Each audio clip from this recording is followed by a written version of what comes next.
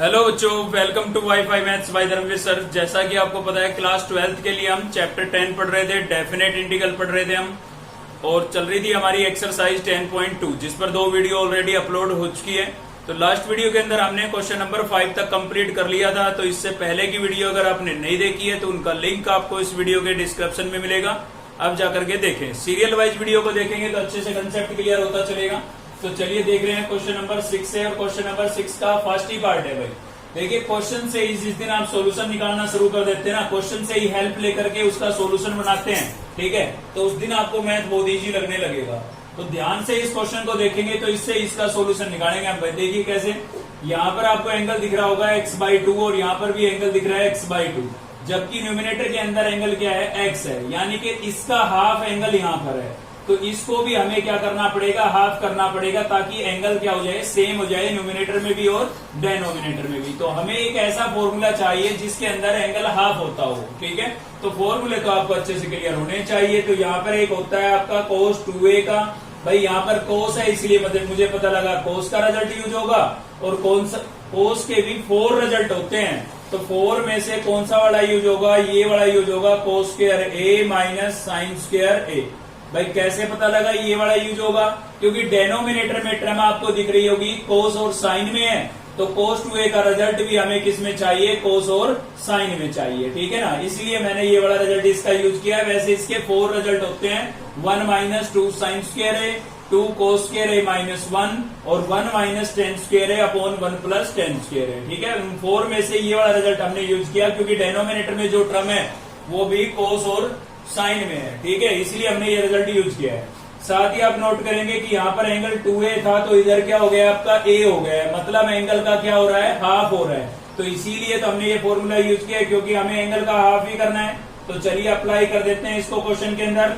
Lower limit थी आपकी 0 और अपर लिमिट कितनी है भाई, π/2। cos x को मैं क्या लिख सकता हूँ, यहाँ पर मैं ये फॉर्मूला अप्लाई कर रहा हूँ न्यूमिनेटर के अंदर, ठीक है। भाई यहाँ पर एंगल 2a था इसलिए a हो गया है, यहाँ पर एंगल है आपका x, तो क्या हो जाएगा, x/2 हो जाएगा, क्योंकि एंगल का हाफ होता है, ठीक है ना। तो क्या लिख दिया मैंने, x/2। बाकी देखिए सेम है, cos square minus sine square, और एंगल का क्या कर दिया है, हाफ। डेनोमिनेटर की जो टर्म है वो आपकी एच डी रहेगी, यानी कि cos x/2 plus sign x/2, और कंप्लीट का क्या था हमारे पास, होल क्यूब था भाई, ठीक है, और इनटू में क्या हो जाएगा, dx। अब देखिए यहाँ पर क्लियर आपको दिख रहा है, माइनस का साइन है, दोनों का स्क्वायर है, तो भाई आइडेंटिटी लग सकती है यहाँ पर। तो कौन सी, a square minus b square, क्या होती है, a माइनस b और a प्लस b, ठीक है ना। तो ये आइडेंटिटी लगा देते हैं। सभी स्टेप एक दूसरे से लिंक होते हैं, बस ध्यान से आपको देखते चलना है। तो 0 से π/2, ठीक है, लिमिट क्या थी, 0 से π/2। हमने देखा बीच में माइनस का साइन है, दोनों का स्क्वायर है, तो आइडेंटिटी लगा सकते हैं भाई। तो चलिए लगा देते हैं, क्या होगा, cos a x/2 minus sign x/2, यानी कि a माइनस b हो गया ये आपका। अब a प्लस b, तो a प्लस b करेंगे तो क्या होगा, cos x/2 plus sign x/2, ठीक है। और अपोन में क्या था भाई, अपोन में हमारे पास था cos x/2 plus sign x/2, ठीक है। और इसका क्या था हमारे पास भाई, होल क्यूब, और इनटू में क्या होगा, dx, ठीक है। अब आप देख सकते हैं ये दोनों लाइक टर्म है, तो इसकी एक पावर है और यहाँ पर है पावर 3, तो इसमें से एक कैंसिल हो जाएगी। तो क्या बचा भाई, बचा हुआ है हमारे पास इंटीग्रेशन 0 से π/2, और न्यूमिनेटर में क्या बचा है, न्यूमिनेटर में बचा है भाई cos x/2 minus sign x/2, ठीक है। और डेनोमिनेटर में क्या बचा है, डेनोमिनेटर में बचा हुआ है cos x/2 plus sign x/2 का क्या बचेगा भाई, होल स्क्वायर बचेगा। 3 पावर थी ना, 1 पावर कैंसिल हो गई 3 में से, तो 2 बची हुई है, ठीक है। अब थोड़ा सा और ध्यान से देख लेंगे तो सॉल्यूशन हो ही गया समझो। इसका डेरिवेटिव आपको न्यूमिनेटर में गिवन है, कोस का क्या होता है, माइनस साइन, और साइन का क्या होगा, कोस, यानी कि इसको मैं अगर टी पुट करूं तो ये आपका डेरिवेटिव बन जाएगा, यानी कि पूरा ऊपर का क्या बन जाएगा, dt बन जाएगा, ठीक है ना। तो चलिए इसको मैं टी पुट कर देता हूं। तो पुट करूंगा इसको मैं टी, तो क्या होगा मेरे पास, cos x/2 plus sign x/2, और इसको क्या पुट कर देता हूं भाई, टी पुट कर देता हूं, ठीक है। तो cos का डेरिवेटिव क्या होता है, माइनस साइन होता है, x/2 है तो मैंने x/2 लिखा, cos का हो गया माइनस साइन, एंगल सेम रहेगा, एंगल का आप करेंगे x/2 का करेंगे क्या हो जाएगा 1/2, क्योंकि 1/2 कांस्टेंट है और x का x के रेस्पेक्ट में डेरिवेटिव कितना होता है 1 होता है, ठीक है ना। 1 इंटू में लिखना जरूरी नहीं था। प्लस साइन का क्या हो जाएगा, साइन का हो जाएगा आपका cos x/2 और यहाँ पर भी x/2 का क्या होगा 1/2 और इंटू में लिखेंगे dx और इक्वल्स टू क्या लिखेंगे भाई dt, ठीक है। अब इसके अंदर से आपको 1/2 कॉमन दिख रहा होगा तो कॉमन कर लेते हैं। तो देखिए 1/2 कॉमन करने के बाद ये प्लस की टर्म है और प्लस की टर्म को हम पहले लिखते हैं, तो cos x/2 को मैंने पहले लिख दिया है और माइनस की टर्म को मैं बाद में लिख देता हूं। तो वह क्या होगा यहां से माइनस का साइन x/2 हमने बाद में लिख दिया है, ठीक है। और इंटू में क्या हो जाएगा आपका dx और इक्वल्स टू क्या हो गया हमारे पास dt। तो आप देख सकते हैं ये टर्म आपको न्यूमिनेटर में नजर आ रही है, dx भी नजर आ रहा है, 1/2 नहीं है तो कांस्टेंट को तो हम उधर भी लिख सकते हैं। तो यहां से क्या बचेगा आपका cos x/2 minus sign x/2 और इंटू में क्या है भाई हमारे पास dx 1/2 को इधर लेके आएंगे तो 2/1 हो जाएगा। अपोन में 1 लिखना जरूरी नहीं था, इसलिए मैंने खाली क्या लिख दिया है 2 लिख दिया है, ठीक है। तो ये पूरा आपका क्या बन जाएगा 2dt बन जाएगा भाई और इसको हम क्या लिख देंगे t लिख देंगे। तो चलिए फंक्शन तो चेंज हो गया लेकिन लिमिट भी चेंज करनी बाकी है। तो चलिए अब लिमिट को चेंज करते हैं। तो पहले लोअर लिमिट को चेंज करेंगे। पहले लिमिट थी x की, यानी कि लोअर लिमिट क्या थी आपकी 0, तो x की वैल्यू 0 थी, अब हमें t की चाहिए इससे, ठीक है ना। तो कहां पर रिप्लेस करेंगे आप, जो पुट करते हैं जिस चीज को हम उसी के अंदर आप लिमिट रिप्लेस करते हैं, ठीक है ना। तो इससे आपको लिमिट चेंज करनी है क्योंकि आपका फंक्शन चेंज हो गया है t में, अब लिमिट भी किसकी चाहिए t की चाहिए। तो इसके अंदर आप x को किससे रिप्लेस कर देंगे 0 से। आप अलग से रफली अलग से सोल्व करके देख सकते हैं या सीधा भी सोल्व कर सकते हैं। अगर आप विदाउट पेन यूज किए, बिना पेन यूज किए अगर लिमिट निकाल सकते हैं, यहां से सोल्व कर सकते हैं तो कर सकते हैं, कोई दिक्कत नहीं है, ठीक है। तो यहाँ पर x की जगह मैं लिखूंगा 0, 0 को 2 से डिवाइड करूंगा मतलब पूरा 0 हो जाएगा।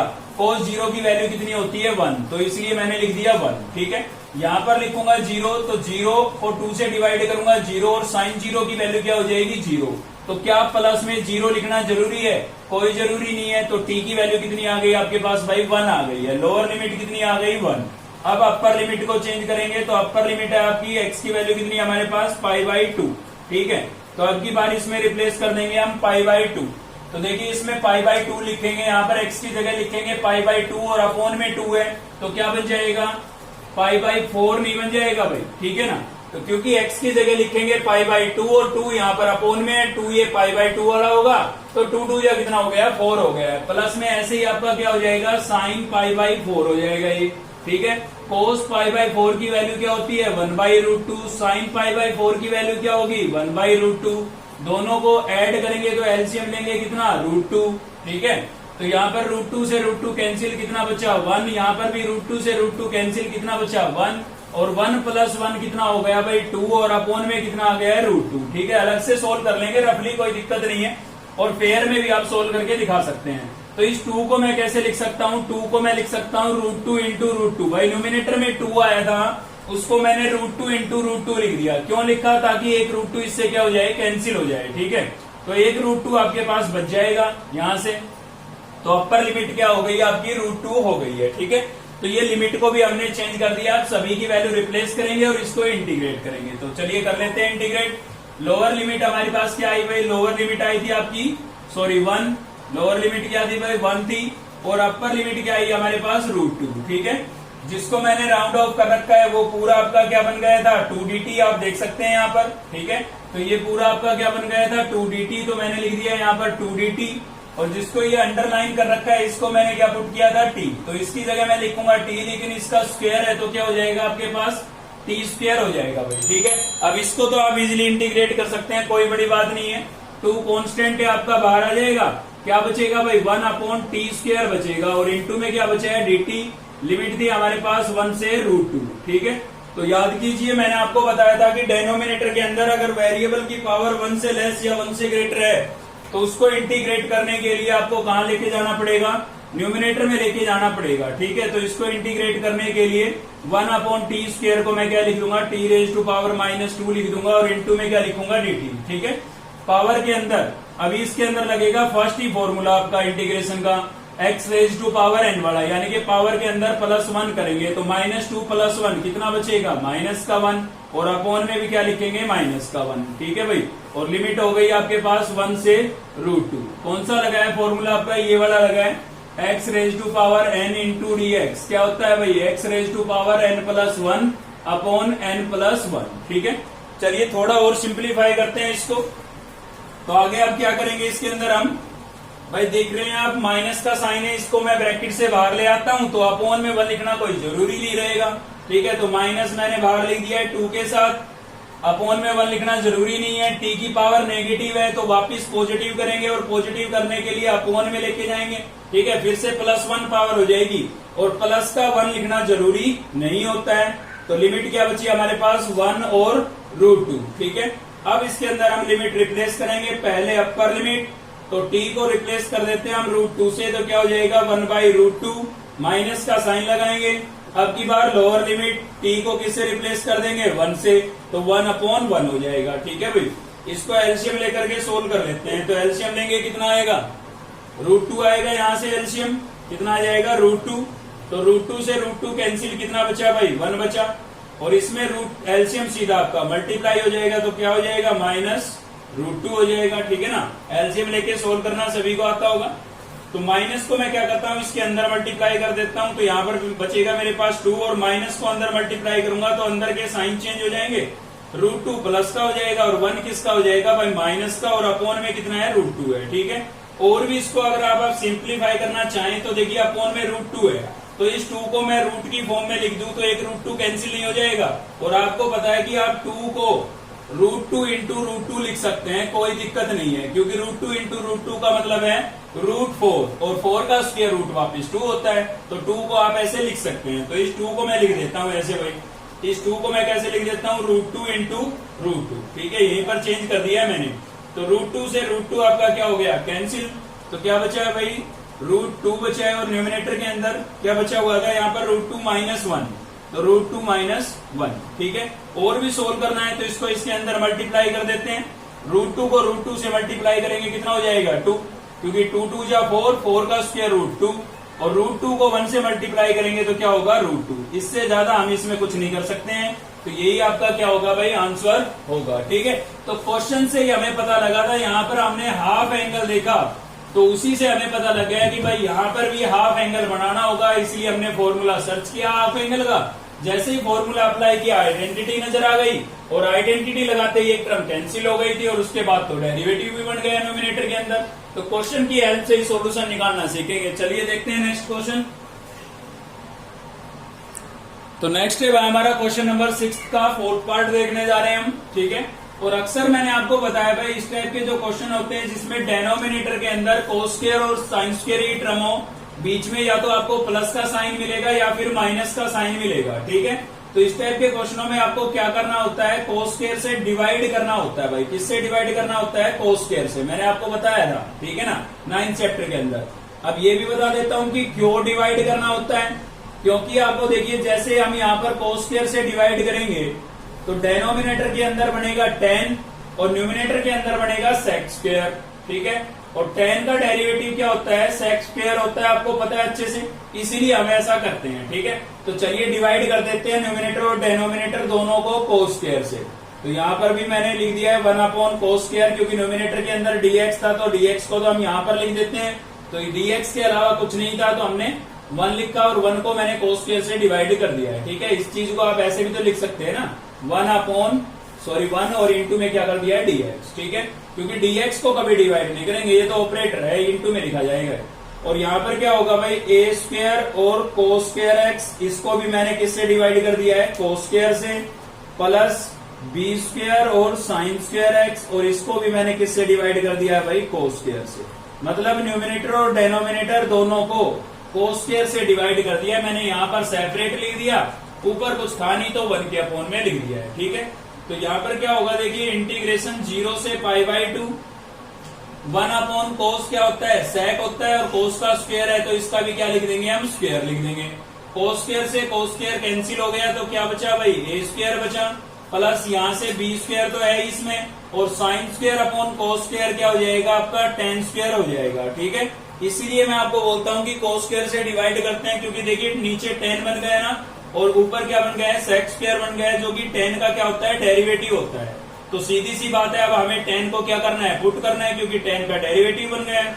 तो चलिए पुट कर देते हैं हम टेन एक्स को, क्या पुट कर देते हैं भाई टी पुट कर देते हैं। ठीक है, और टेन का डेरिवेटिव करेंगे तो क्या होगा सेक स्क्वायर होगा, टेन का डेरिवेटिव क्या हो जाएगा सेक स्क्वायर और इंटू में डीएक्स और इक्वल्स टू क्या हो गया भाई dt। ठीक है, तो ये तो आपका क्या बन गया है देखिए dt बन गया है। ठीक है ना, और 10x को हम क्या लिख देंगे t, लेकिन लिमिट चेंज करना अभी बाकी है। तो चलिए लिमिट चेंज कर लेते हैं, पहले लोअर लिमिट चेंज करेंगे। When x equals to lower limit क्या दी आपके पास 0। ठीक है, तो 0 लिखेंगे, कहां पर लिखेंगे जिसको पुट किया है, पुट किसको किया हमने 10 को, तो यहां पर लिखेंगे भाई। ठीक है, तो 10 और x को मैंने क्या लिख दिया है 0। अब आपको पता है भाई 10 0 की वैल्यू क्या होती है 0 ही होती है, तो लोअर लिमिट आपकी हो गई है 0। ठीक है, अब अपर लिमिट को चेंज करेंगे, तो अपर लिमिट में आपके पास क्या था π/2 था भाई, तो मैंने इसलिए लिख दिया x इक्वल्स टू π/2। तो इसमें रिप्लेस कर देते हैं, t इक्वल्स टू क्या हो जाएगा 10 π/2 हो जाएगा यहाँ पर। ठीक है ना, जिस चीज को पुट करते हैं उसी से लिमिट चेंज करते हैं हम। तो 10 π/2 यानी कि 1090, और 1090 की वैल्यू क्या होती है इनफाइनाइट होती है भाई, 1090 की वैल्यू क्या हो जाएगी इनफाइनाइट। तो इसीलिए मैंने क्या लिख दिया है इनफाइनाइट लिख दिया है। ठीक है, चलिए अब सभी की वैल्यू रिप्लेस करते हैं। लोअर लिमिट आपके पास क्या बनी 0, अपर लिमिट क्या बन गई भाई इनफाइनाइट। सेक स्क्वायर और dx को आप क्या लिख सकते हैं देख सकते हैं, यहाँ पर दोनों को क्या लिख सकते हैं dt, तो मैंने लिख दिया dt। अपॉन में आपके पास था a square plus b square, और 10 को आप क्या लिख सकते हैं भाई t लिख सकते हैं। यहाँ पर 10 का स्क्वायर था, तो t का भी मैंने क्या कर दिया है स्क्वायर कर दिया है। ठीक है, अब याद कीजिए इस टाइप के क्वेश्चनों को आप इंटीग्रेट कर चुके हैं, बस फर्क ये है कि यहाँ पर t है और पहले क्या होता था x होता था, तो उस केस में हम क्या करते थे x स्क्वायर का कोएफिशिएंट 1 करते थे। एक चीज और बता देता हूँ, अगर यहाँ पर प्योर क्वाड्रेटिक इक्वेशन होती, प्योर क्वाड्रेटिक इक्वेशन का मतलब है मेरा इससे, ठीक है, जिसमें डिग्री 2 की टर्म भी हो, डिग्री 1 की टर्म भी हो और कांस्टेंट टर्म भी हो, मतलब एक्स स्क्वायर भी हो, एक्स भी हो और कांस्टेंट टर्म भी हो, तो इस केस में तो आपकी बन जाती है टाइप, जो हमने 6 टाइप पढ़ी थी उनमें से फर्स्ट टाइप आपकी बन जाती है यहाँ पर। ठीक है ना, लेकिन अगर डिग्री 1 वाली टर्म यानी कि ये वाली टर्म गायब हो जाती है, तो आप सीधा फॉर्मूला लगा सकते हैं, केवल आपको क्या करना है एक्स स्क्वायर के कोएफिशिएंट को 1 करना है। ठीक है ना, लेकिन यहाँ पर x नहीं है, यहाँ पर है t, तो वेरिएबल चेंज होने से कंसेप्ट चेंज नहीं होगा, कंसेप्ट सेम रहेगा। भाई देख सकते हैं आप t की टर्म नहीं है ना, t स्क्वायर की भी है और कांस्टेंट टर्म भी है, लेकिन t वाली टर्म नहीं है, तो प्योर क्वाड्रेटिक इक्वेशन नहीं है, तो आप इसमें सीधा फॉर्मूला लगा सकते हैं, लेकिन t स्क्वायर के कोएफिशिएंट को पहले 1 करना पड़ेगा, और 1 करने के लिए क्या करना पड़ेगा कॉमन। ठीक है, तो t स्क्वायर के साथ जो आपको दिख रहा है उसको हम कॉमन कर लेंगे, और वो हमें दिख रहा है b स्क्वायर, तो बी स्क्वायर को मैंने कॉमन कर लिया, यहाँ पर बचा है 0 और यहाँ पर क्या था इनफाइनाइट। आपको पता है भाई कॉमन करने का मतलब होता है डिवाइड करना, इसमें से बी स्क्वायर कॉमन किया है, मतलब इसको मैं बी स्क्वायर से डिवाइड करूंगा, तो ए स्क्वायर को बी स्क्वायर से डिवाइड करूंगा तो क्या बन जाएगा ए स्क्वायर अपॉन बी स्क्वायर, और इसको बी स्क्वायर से डिवाइड करूंगा तो बी स्क्वायर से बी स्क्वायर कैंसिल हो जाएगा, क्या बचेगा टी स्क्वायर। अब इन दोनों का अलग अलग स्क्वायर है, अगर मैं एक साथ लिख दूं तो कोई दिक्कत है, कोई दिक्कत नहीं है, एक साथ लिख देते हैं। ये लिख दिया भाई, क्यों लिखा है एक साथ, क्योंकि अब आपको यहाँ पर फॉर्मूला नजर आएगा, कौन सा भाई dx upon x square plus a square equals to क्या होता है 1 upon a tan inverse x upon a. Exercise 9.4 के अंदर 9th चैप्टर की 4th एक्सरसाइज के अंदर आपने पढ़ लिया था। ठीक है, लेकिन यहाँ पर क्या है आपका x है और यहाँ पर क्या है t, तो मैंने अभी बोला वेरिएबल चेंज होने से कंसेप्ट चेंज नहीं होगा, फॉर्मूला चेंज नहीं होगा। इसमें x है तो x लिख रखा है, हम हमारे पास t है तो हम t लिख देंगे। ठीक है ना, और साथ ही इसमें वेरिएबल बाद में लिखा है, कांस्टेंट पहले लिखा है, तो उससे कोई फर्क नहीं पड़ता है क्योंकि बीच में प्लस का साइन है, और एडिशन के अंदर कॉमोटेटिव प्रॉपर्टी एग्जिस्ट करती है, तो आप टर्म्स को आगे पीछे लिख सकते हैं, कोई दिक्कत नहीं है। ठीक है भाई, तो न्यूमिनेटर में क्या है हमारे पास dt, और इसको मैं ऐसे लिख देता हूं, मैंने टी स्क्वायर को पहले लिख दिया है और यहाँ पर a अपॉन बी का होल स्क्वायर बाद में लिख दिया है। अब तो आपका ये फॉर्मूला बन रहा है साफ। ठीक है, चलिए लगा देते हैं। तो देखिए बाहर था हमारे पास 1 अपॉन बी स्क्वायर, लिमिट बच गई भाई हमारी, तो लिमिट यहाँ पर, ये तो फॉर्मूला था, लिमिट यहाँ पर थी 0 से इनफाइनाइट, तो मैंने लिख दी है। ठीक है, 1 अपॉन बी स्क्वायर आपका एच डी है, अब ये फॉर्मूला अप्लाई करेंगे तो क्या लिखा हुआ है 1/a मतलब ये स्क्वायर के अंदर जो कांस्टेंट दिख रहा है ये वाला लिखना है। तो ये चीज आपके पास क्या है, आपके पास है a/b, तो हम यहां पर लिखेंगे a/b क्योंकि फॉर्मूले में जहां पर a लिखा है वहां पर हमारा a/b है, तो हमने लिखा a/b। फिर क्या लिखा हुआ है tan इनवर्स, तो लिखूंगा मैं tan इनवर्स। इसमें लिखा था x इसलिए यहां पर x है, लेकिन हमारा क्या है t, तो मैं लिखूंगा यहां पर t, ठीक है। अपोन में इसमें लिखा हुआ है a, क्यों लिखा हुआ है, क्योंकि इसकी कांस्टेंट टर्म होल स्क्वायर के अंदर a थी, हमारी क्या है a/b, तो यहां पर मैं लिखूंगा a/b और साथ ही इसकी जो लिमिट है वो ब्रैकेट लगा करके लिख देता हूं 0 से इनफाइनाइट, ठीक है भाई।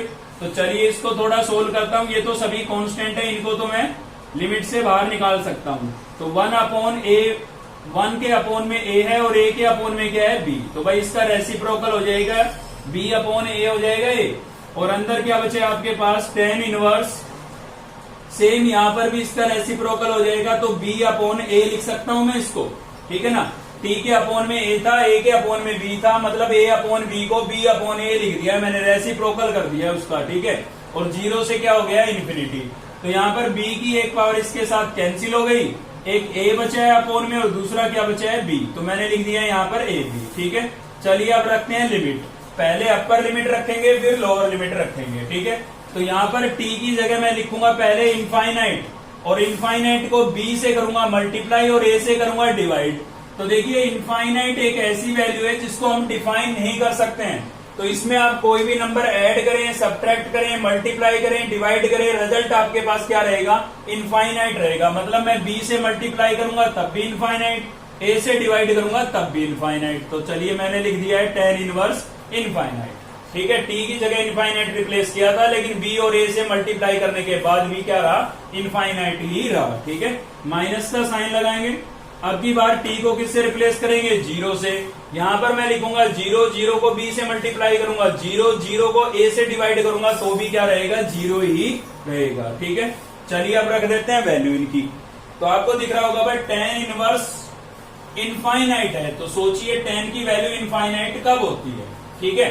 तो क्या था मेरे पास 1/ab, और यहां पर है मेरे पास tan इनवर्स इनफाइनाइट है, तो tan की इनफाइनाइट वैल्यू कब होती है भाई, 90 पर होती है, और 90 को क्या लिखते हैं हम, π/2 लिखते हैं भाई, इसलिए मैंने यहां पर लिख दिया है π/2, ठीक है ना। 0 कब वैल्यू होती है, 0 होती है आपकी 0 पर, तो यहां पर लिखूंगा मैं tan 0, तो देखिए ये मैंने tan 0 लिख दिया है, ठीक है। तो यहां पर क्या होगा, आप देखिए प्रॉपर्टी लग सकती है आपकी इनवर्स ट्रिग्नोमेट्री की, क्या होती थी प्रॉपर्टी, ये होती थी आपका tan inverse into tan x, नहीं भी पढ़ी है तो भी कोई दिक्कत नहीं है, अभी याद करा देता हूं। tan inverse into tan x equals to x होता है, इनवर्स का मतलब क्या होता है, रेसिप्रोकल 1 के अपोन में है ये, और ये सीधा है, तो ये दोनों कैंसिल हो गए, क्या बचा, x बचा, ठीक है ना। याद रखने के लिए है ये तरीका, ठीक है भाई, ये दोनों कैंसिल हो गए और क्या बचा, x। तो सेम यहाँ पर है, ये दोनों कैंसिल हो गए, क्या बचा, π/2, लेकिन कैंसिल हो गए, क्या बचा, 0 बचा। क्या 0 लिखना जरूरी है, कोई जरूरी नहीं है। तो पाई को 1 से मल्टीप्लाई करूंगा पाई, और 2 को ab से करूंगा तो क्या हो जाएगा भाई, 2ab हो जाएगा, ठीक है। और ये आपका क्या हो गया है, आंसर हो गया है। चलिए देखते हैं नेक्स्ट क्वेश्चन।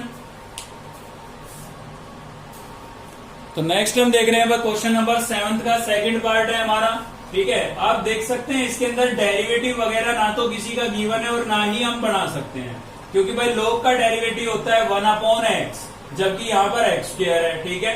अगर ये x² आपका यहाँ पर होता, मतलब क्वेश्चन ऐसे होता हमारे पास, तब तो डेरिवेटिव आपका बन जाता, क्योंकि x² का डेरिवेटिव क्या हो जाता है x, लेकिन ऐसा कुछ यहाँ पर नहीं है। तो सीधी सी बात है, आपको मैं बता देता हूँ कि यहाँ पर क्या यूज होना है, बाई पार्ट्स यूज होना है, क्योंकि डबल टर्म है आपके पास। कैसे है भाई, डेनोमिनेटर के x² को मैं ऐसे लिख देता हूँ x⁻², और इंटू में क्या लिखूंगा, log x, और इंटू में हो गया dx, ठीक है। डेरिवेटिव वगैरह किसी का गिवन नहीं है, और दो टर्म इंटू के अंदर हमें नजर आ रही है, तो सीधी बात है बाई पार्ट्स लगेगा, ठीक है। डेरिवेटिव गिवन नहीं है तो चलिए बाई पार्ट्स लगा देते हैं। तो भाई बाई पार्ट्स लगाएंगे तो आपको याद होगा एक्सरसाइज अपनी 9.7 के अंदर हमने ये पढ़ा था, और क्वेश्चन नंबर 7 के सभी पार्ट में बाई पार्ट्स ही आपको लगाना है, ठीक है। तो वहां पर आपने पढ़ा था आई लेट, क्या पढ़ा था भाई, आई लेट। तो इसके अकॉर्डिंग हम फंक्शन सेलेक्ट करते थे, ठीक है। तो ये आपका कैसा फंक्शन है, एल्जेब्रिक, और ये कैसा है, लोगरिथमिक, क्योंकि लोग नजर आ रहा होगा आपको। तो एल्जेब्रिक में होता है a और लॉगरिथमिक में क्या होगा n। तो इन दोनों में से आपको आई रेट में पहले कौन सा नजर आ रहा है, a पहले नजर आ रहा है या l पहले नजर आ रहा है? l पहले नजर आ रहा है। इसका मतलब लॉगरिथमिक आपका फर्स्ट होगा और एल्जेब्रिक कौन सा होगा, सेकंड। इसको हम इनवर्स नहीं बोल सकते, ये ध्यान रखना। इनवर्स होता है आपके ट्रिग्नोमेट्रिक फंक्शन जो इनवर्स होते हैं उनको काउंट करते हैं आई के अंदर, ठीक है। इसको इनवर्स नहीं बोलेंगे, एल्जेब्रिक फंक्शन होगा। तो इसके अंदर अब हम लगाएंगे बाई पार्ट्स। अब बाई पार्ट्स आप पूछ चुके होंगे क्या होता था, u into v into d x first function, और ये क्या है आपका second function. First function h d होता था और सेकंड को हम क्या करते थे, इंटीग्रेट करते थे। माइनस इंटीग्रेशन का सिंबल, ब्रैकेट शुरू करेंगे और डी बाई डी एक्स किसका करेंगे भाई, फर्स्ट का, और इंटीग्रेशन किसका करेंगे, सेकंड का, ठीक है। ब्रैकेट क्लोज करेंगे और इंटू में क्या होगा, डी एक्स। इसी को हम बाई पार्ट्स बोलते थे, ठीक है ना। तो चलिए अप्लाई करते हैं ये हम। तो आप देख सकते हैं फर्स्ट फंक्शन को सेम लिखा है, तो मैं भी फर्स्ट को सेम लिख देता हूँ। यहाँ पर log x मैंने सेम लिख दिया है। और इंटीग्रेट किसको करना है भाई, सेकंड को। तो सेकंड आपका क्या है, x की पावर -2 और इंटू में क्या है, dx, ठीक है। बीच में माइनस का साइन है, माइनस का साइन लगा दिया है। इंटीग्रेशन का सिंबल है, इंटीग्रेशन का सिंबल लगा दिया है। डी बाई डी एक्स यानी कि डेरिवेटिव किसका, फर्स्ट का, और फर्स्ट आपका क्या था, log x। तो log x का मैंने डेरिवेटिव, और इंटीग्रेशन किसका भाई, v का, v मतलब सेकंड, ठीक है ना, सेकंड का, जिसका यहाँ पर इंटीग्रेशन होता है ना उसी का ब्रैकेट के अंदर होता है, ये याद रखें आप। तो इंटू में हो जाएगा dx, ब्रैकेट क्लोज और इंटू dx। तो इसके अंदर मैंने ये बाई पार्ट्स अप्लाई कर दिया। अब इसको थोड़ा सिंप्लीफाई करूंगा, लेकिन उससे पहले लिमिट की बात कर लेते हैं, ठीक है। अब देखिए इसमें काफी सारे इंटीग्रेशन के सिंबल भी आ रहे हैं, टर्म बाहर भी है, तो सभी पर लिमिट अलग अलग लिखने की बजाय आप ऐसे किया करो, जब भी बाई पार्ट्स लगाओ एक ब्रैकेट लगा करके उसकी होल लिमिट लिख दिया करो। कहां से कहां तक थी, 1 से 2 तक, 1 से 2 ऐसे ब्रैकेट लगा के पूरे की लिमिट लिख दिया करो, ठीक है ना भाई। चलिए देखते हैं, आगे सोल्व करते हैं इसको। तो log x आपका सेम है, इसको इंटीग्रेट करूंगा तो इसके अंदर सेम वही फॉर्मूला लगेगा आपका, integration x raise to power n into d x. क्या होता था भाई, n+1 अपॉन n+1, ठीक है। तो देखिए इसमें +1 करूंगा तो माइनस का 2 प्लस का 1 कितना बचेगा, माइनस का 1, अपॉन में भी क्या बचेगा, माइनस का 1, ठीक है ना। ये फॉर्मूला अप्लाई किया है मैंने। माइनस इंटीग्रेशन log x का डेरिवेटिव क्या होता है भाई, 1 अपॉन x होता है, तो मैंने लिख दिया है 1 अपॉन x। और इसका इंटीग्रेशन जो यहाँ पर हुआ था वही वहां पर होगा, तो क्या हो जाएगा, x की पावर -1 अपॉन -1, ठीक है।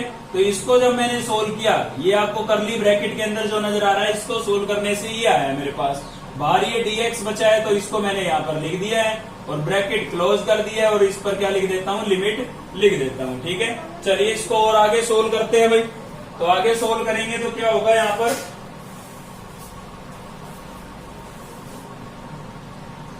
पावर जो नेगेटिव दिख रही है आपको x की यहाँ पर, ठीक है ना, उनको पॉजिटिव करने के लिए वापिस अपॉन में ले जाते हैं। तो ये जो माइनस आपको दिख रहा था 1 के साथ, इस माइनस को मैं आगे लिख देता हूँ, ये लिख दिया माइनस log x, ठीक है।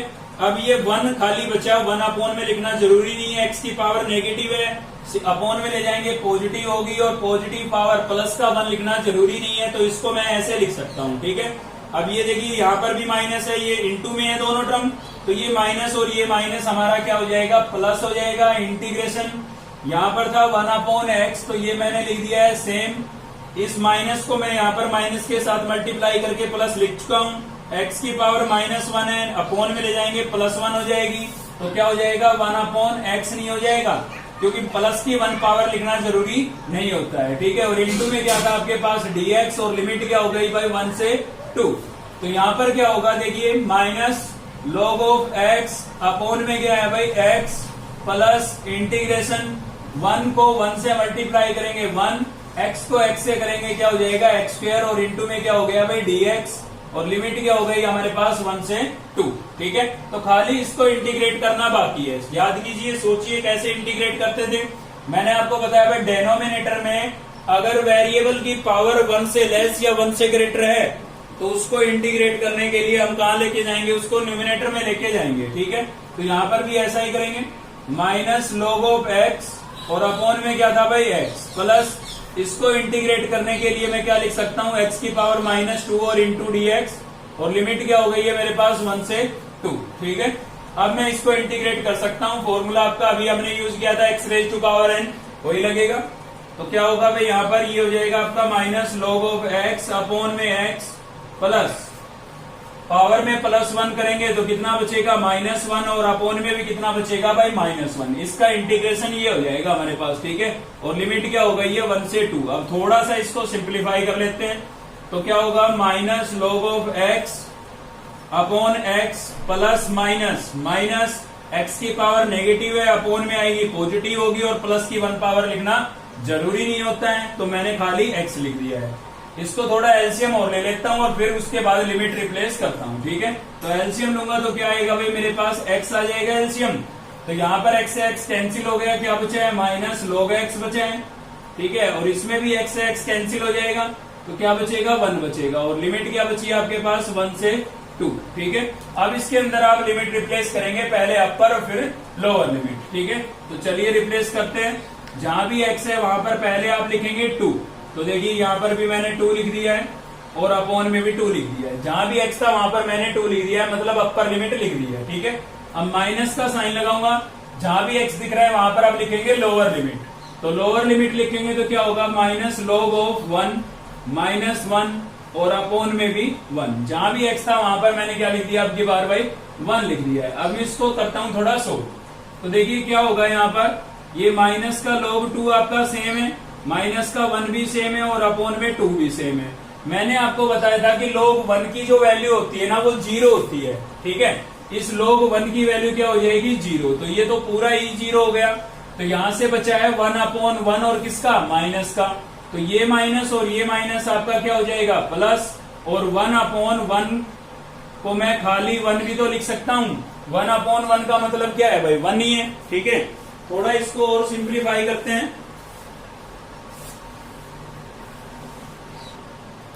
तो आगे सोल्व कर लेते हैं भाई इसको। क्या होगा हमारे पास, देखिए यहां तक आ गया था नहीं, इसके अंदर क्या करते हैं हम एलसीएम ले लेते हैं भाई। एलसीएम लेंगे तो क्या होगा, देखिए एलसीएम हो जाएगा आपका 2, ठीक है। एलसीएम क्या हो गया 2, तो इसमें 2 से 2 कैंसिल हो जाएगा, क्या बचेगा माइनस log 2। जब सोल्व करते हैं ना तो एलसीएम से मल्टीप्लाई करते हैं, किसी फ्रैक्शन को सोल्व करते हैं एलसीएम लेके, ठीक है ना। इसलिए मैं बोल रहा हूँ 2 से 2 कैंसिल हो जाएगा, क्योंकि इसको एलसीएम से यानी कि 2 से मल्टीप्लाई करेंगे तो 2 से 2 कैंसिल, खाली क्या बचेगा न्यूमिनेटर। और इसको एलसीएम से यानी कि 2 से मल्टीप्लाई करेंगे तो 2 1 जा 2, तो प्लस का कितना आ गया 2, ठीक है। अब यहाँ पर क्या होगा, देखिए माइनस का log 2 है तो इसको मैं सेम लिख रहा हूँ, माइनस का 1 प्लस का 2 कितना बचेगा भाई, प्लस का 1 बचेगा और अपॉन में कितना है आपके पास 2 है, ठीक है। अब देखिए प्लस की जो टर्म होती है उसको हम आगे लिख देते हैं, तो पहले तो ये अपोन में 2 है, इसको मैं 1/2 करके आगे लिख देता हूँ, ठीक है। और ये प्लस का 1 है, इसको पहले लिख देता हूँ, और माइनस का log 2 है तो इसको कहां पर लिख देता हूँ, बाद में लिख देता हूँ।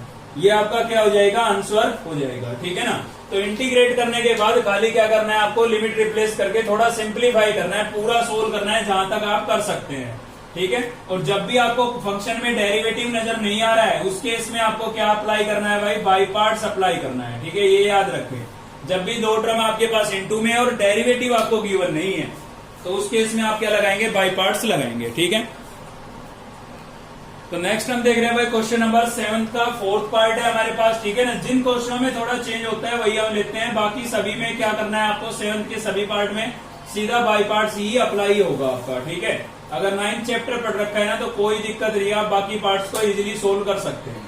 तो देखिए यहाँ पर लिमिट थी हमारे पास 0 से π/2 और π/2 की होल पावर कितनी है 1/3, और यहाँ पर क्या है भाई x की पावर 5, और यहाँ पर क्या हो गया sin x3 और इंटू में क्या हो गया dx। एक बात अगर मेरी आप याद रखते हैं तो 99% इंटीग्रेशन की प्रॉब्लम सोल्व है। और मैंने आपको बताया था कि ट्रिग्नोमेट्रिक फंक्शन के एंगल की पावर, एंगल की डिग्री, जो यहाँ पर ये थीटा होता है इसकी डिग्री केवल 1 होनी चाहिए। अगर 1 से लेस या 1 से ग्रेटर है तो पुट आपको करना होगा किसको, उस थीटा को ही पुट करना होगा, एंगल को ही पुट करना होगा, ठीक है। सेम ऐसे ही एक्सपोनेंशियल फंक्शन के लिए बताया मैंने, और लोगरिथमिक फंक्शनों में भी ऐसा ही होता है, ठीक है। तो सीधी सी बात है भाई, पुट तो मुझे करना पड़ेगा किसको, x3 को। अब पुट करना पड़ेगा तो इसका मुझे डेरिवेटिव चाहिए, तो x3 का डेरिवेटिव क्या होगा, डेरिवेटिव करके देखें आप, x3 का क्या आएगा 3x² आएगा। तो 3 तो कांस्टेंट है, उसको तो मैं dt की तरह भेज दूंगा, तो मुझे मेन क्या चाहिए, x² चाहिए भाई। तो x² कहां से लेके आऊं, तो यहाँ पर देखिए x की पावर 5 है आपके पास, इसमें से हम x² अलग से निकाल सकते हैं, बिल्कुल निकाल सकते हैं भाई। तो चलिए निकाल देते हैं। x की पावर 5 को मैं क्या लिख सकता हूँ भाई, एक्स स्क्वायर, और इंटू में क्या लिख सकता हूँ, एक्स क्यूब। ठीक है ना, डेरिवेटिव बना लिया है मैंने।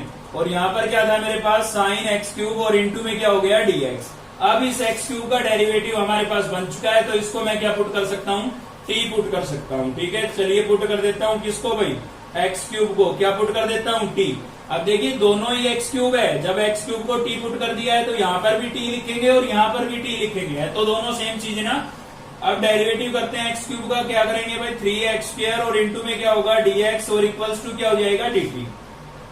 3 आपके पास क्वेश्चन में है नहीं, मल्टीप्लाई हो रहा है, तो दूसरी तरफ जाएगा तो क्या होगा, डिवाइड होगा, तो क्या हो जाएगा, 1/3 dt हो जाएगा। ठीक है ना, तो ये तो आपका क्या बन गया है भाई, 1/3 dt बन गया है, जिसको मैंने राउंड ऑफ किया है। ठीक है, और एक्स क्यूब को मैं क्या लिख दूंगा, t। तो फंक्शन तो हमारा कंप्लीटली t में चेंज हो गया है। ठीक है, अब बचती है लिमिट की बात, तो चलिए लिमिट को चेंज कर लेते हैं। लिमिट को चेंज करेंगे, पहले लोअर लिमिट को चेंज करेंगे भाई। तो x इक्वल्स टू किसको चेंज कर रहे हैं, 0 को। कहां पर रखेंगे, जिसमें पुट किया है उसी में रखेंगे। ठीक है ना, तो t इक्वल्स टू क्या था हमारे पास, एक्स क्यूब, और x की वैल्यू क्या पुट कर रहे हैं, 0। तो मैंने इस x की जगह क्या लिख दिया है भाई, 0 लिख दिया है। 0 का क्यूब करूंगा क्या आएगा, 0। तो लोअर लिमिट तो आपकी क्या रही, t के लिए भी 0 ही रही। अब अपर लिमिट को चेंज करते हैं, तो अपर लिमिट थी आपकी π/2 और इसकी होल पावर 1/3। ठीक है, तो इसको भी यहाँ पर x की जगह रिप्लेस करेंगे, तो क्या होगा भाई, ये हो जाएगा आपका t इक्वल्स टू, और x की जगह मैंने क्या रिप्लेस कर दिया है, π/2 और इसकी होल पावर 1/3। ये केवल x की जगह रिप्लेस किया है ये पूरा। ठीक है ना, इसकी होल पावर 3 थी, तो इसकी भी होल पावर हमें क्या लिखनी होगी, 3। तो 3 से 3 आपका क्या हो जाएगा, कैंसिल। तो क्या बचा भाई, π/2 बचा है, क्योंकि 1 पावर लिखना जरूरी नहीं होता है। ठीक है ना, तो चलिए क्या बन गया हमारे पास, इंटीग्रेशन लोअर लिमिट 0 और अपर लिमिट क्या बन गई है, π/2। एक्स क्यूब को, इसको मैं क्या लिखूंगा, t लिखूंगा, यहाँ पर भी क्या लिखूंगा, t लिखूंगा, तो ये हो जाएगा t साइन t। इसको t लिखा, इसको भी t लिखा, तो t साइन t हो गया है। ठीक है, और जिसको ये राउंड ऑफ कर रखा है वो आपका क्या बन रहा है, 1/3 dt। तो उसको लिख देता हूं मैं 1/3 dt। ठीक है, 1/3 आपका कांस्टेंट है, तो इंटीग्रेशन से बाहर हो जाएगा, तो क्या बचा भाई, 0 से π/2 और t इंटू साइन t बचा हुआ है। अब देखिए पुट भी कर लिया है, फिर भी डबल टर्म इंटू में आ रही है, तो सीधी सी बात है बाई पार्ट्स लगेगा। ठीक है, तो चलिए बाई पार्ट्स लगा देते हैं। ये है आपका एल्जेब्रिक फंक्शन, और ये कैसा है, ट्रिग्नोमेट्रिक। तो एल्जेब्रिक का a, ट्रिग्नोमेट्रिक का t। तो याद कीजिए आइलेट में पहले आएगा या t पहले आएगा भाई, a पहले आएगा, तो ये फर्स्ट और ये क्या होगा, सेकंड होगा। ठीक है, तो बाई पार्ट्स का भी पिछले क्वेश्चन में भी मैंने फॉर्मूला लिखा था, सेम आपको अप्लाई करना है। तो देखिए फर्स्ट फंक्शन को हम एज टीज लिखेंगे और इंटीग्रेशन किसका करेंगे, सेकंड का। अब देखिए t में क्वेश्चन है तो सभी काम t में होंगे, मतलब इंटीग्रेशन भी t के रेस्पेक्ट में होगा और डेरिवेटिव भी t के रेस्पेक्ट में होगा। ठीक है, माइनस का साइन, इंटीग्रेशन का सिंबल, ब्रैकेट शुरू, dy dt लिखेंगे यहाँ पर किसका, फर्स्ट का, और फर्स्ट क्या था आपका, t था, और इंटीग्रेशन ऑफ सेकंड, और सेकंड क्या था आपका, साइन t, और इंटू में क्या लिखेंगे, dt by bracket close into dt, और ये कैपिटल को भी मैंने क्लोज कर दिया है, और इसकी लिमिट लिख देता हूं यहाँ पर 0 से π/2। ठीक है, तो इसके अंदर मैंने बाई पार्ट्स अप्लाई कर दिया है, थोड़ा इसको सोल्व कर लेता हूं। तो 1/3 आपका सेम है, ये t भी आपका सेम है, साइन t का इंटीग्रेशन होता है माइनस कोस t, तो यहाँ पर लिख दिया है मैंने माइनस कोस t, ये माइनस एच डीज, इंटीग्रेशन का सिंबल एच डीज, t का derivative with respect to t, तो x का x के रेस्पेक्ट में 1 होता है, तो t का भी t के रेस्पेक्ट में क्या होगा भाई, 1 होगा।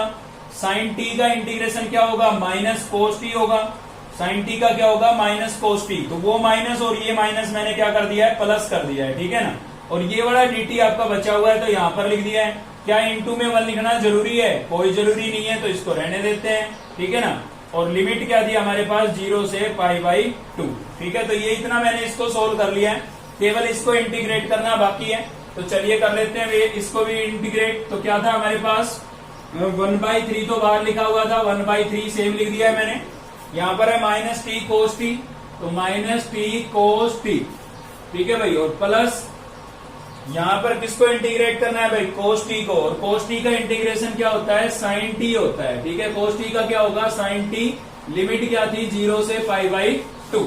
अब आपको क्या करना है, केवल अपर लिमिट लिखनी है और लोअर लिमिट रखनी है। ठीक है, पहले अपर रखेंगे, माइनस का साइन लगा के लोअर लिमिट रखेंगे। तो देखिए 1/3 आपका सेम है, पहले जहां भी टी है मैं अपर लिमिट रख रहा हूं, मतलब क्या लिखूंगा π/2 जहां पर भी टी है। तो देखिए यहां पर मैंने लिख दिया है π/2, फिर क्या लिखता हूं cos π/2, फिर क्या लिखता हूं भाई sin π/2। ठीक है, जहां भी टी दिख रहा था वहां पर मैंने π/2 लिख दिया। माइनस का साइन लगाएंगे, अब जहां भी टी है वहां पर क्या लिखेंगे, लोअर लिमिट यानी कि 0। सोच के देखिए यहाँ पर 0 लिखूंगा तो 0 को इससे मल्टीप्लाई करूंगा, पूरा 0 हो जाएगा। यहाँ पर 0 लिखूंगा, साइन 0 की वैल्यू क्या होती है, 0 होती है। तो 0 रखने से तो सभी क्या हो रहा था, 0 हो रहा था, इसलिए मैंने खाली एक बार 0 लिख दिया है। इसको और थोड़ा सोल्व करते हैं तो क्या होगा भाई, 1/3 π/2 आपका सेम है, cos 90 की वैल्यू 0 होती है तो मैंने 0 लिखा, साइन 90 की वैल्यू क्या होती है 1, और इस 0 को लिखना जरूरी नहीं था। ठीक है, तो यहां से बचा है 1/3, 0 को π/2 से मल्टीप्लाई करूंगा क्या हो जाएगा 0, तो अंदर से खाली क्या बचा है 1 को 1/3 से मल्टीप्लाई करेंगे क्या आएगा भाई 1/3 आएगा। ठीक है, तो ये आपका क्या हो गया है, आंसर हो गया है। तो याद रखें ट्रिग्नोमेट्रिक फंक्शनों के थीटा की यानी कि एंगल की पावर अगर 1 से लेस या 1 से ग्रेटर है तो आपको उसी को क्या करना होगा, पुट करना होगा। तो आज की इस वीडियो में इतना ही था। अगर आपको वीडियो अच्छी लगी तो लाइक करिए, चैनल को सब्सक्राइब कर लीजिए अब तक नहीं किया है तो, साथ ही बेल आइकन को दबा लीजिए ताकि नेक्स्ट वीडियो का नोटिफिकेशन आपको मिलता रहे। थैंक यू, मिलते हैं नेक्स्ट वीडियो में।